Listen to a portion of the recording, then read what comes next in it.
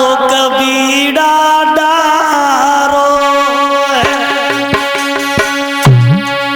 सभा में बासुक बीड़ा डारो सभा में नाग रहेगा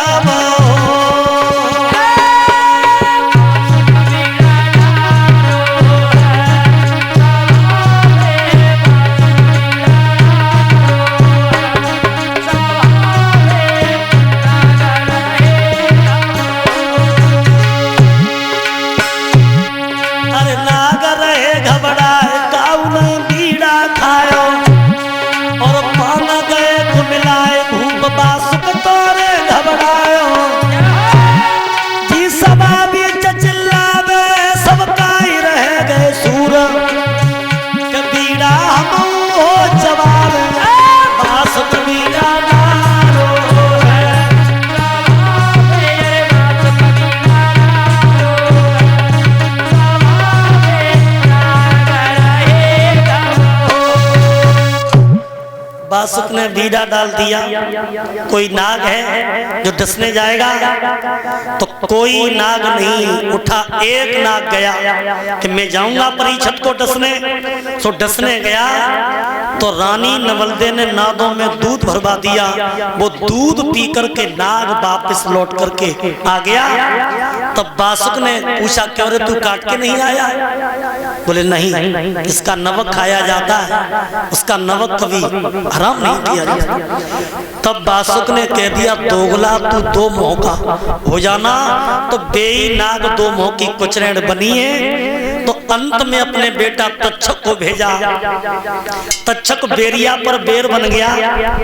परीक्षित का माली सुबह फूल तोड़ने आया तो बेर से फूल बनकर के छपरिया में आ गया और ये महलों में पहुंचा।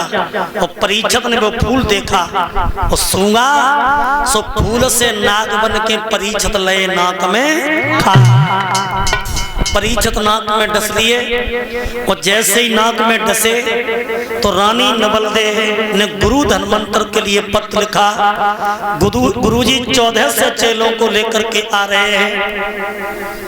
तो रास्ते में तक्षक नाग गुरु की भेंट भई। तब तक्षक नाग ने बरगद के पेड़ पे फुसकार मारी, पेड़ जलकर के जमीन पर गिर गया और गुरुजी ने निगाह डाली तो पेड़ हरा भरा होकर के खड़ा हो गया। और तक्षक समझ गया कि ये परीक्षित को जिंदा कर देंगे। तो तक्षक रास्ते में सोटा बन गया और गुरुजी 14 से चेलों को लेकर के जा रहे थे। और सोटा समझ के गुरुजी ने उठाओ और कंधन पे रखो। सोई सोटा से नाग बन के धन्वंतर लय पीठ में। और जैसे ही पीठ में डसे तो कहने लगे चेलाओ गजब हो गया, अब हम नहीं बचेंगे। तक्षक नाग ने पीठ में डस लिया और पीठ पे हमारी निगाह नहीं पहुंचेगी। 14 से चेला नाद के नीचे बंद करो और हम पे ढाक बजा।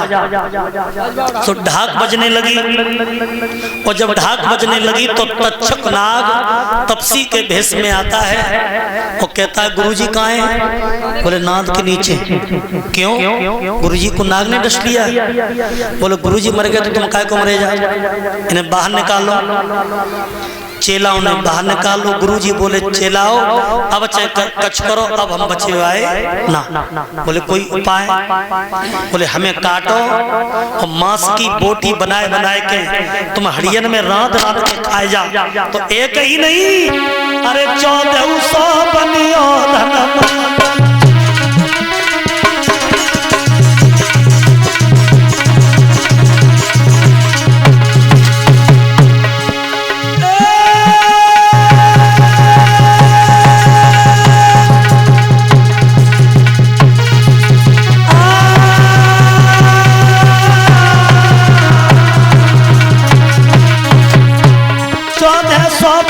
धनवंतर और सब सीखो जादू मंत्र।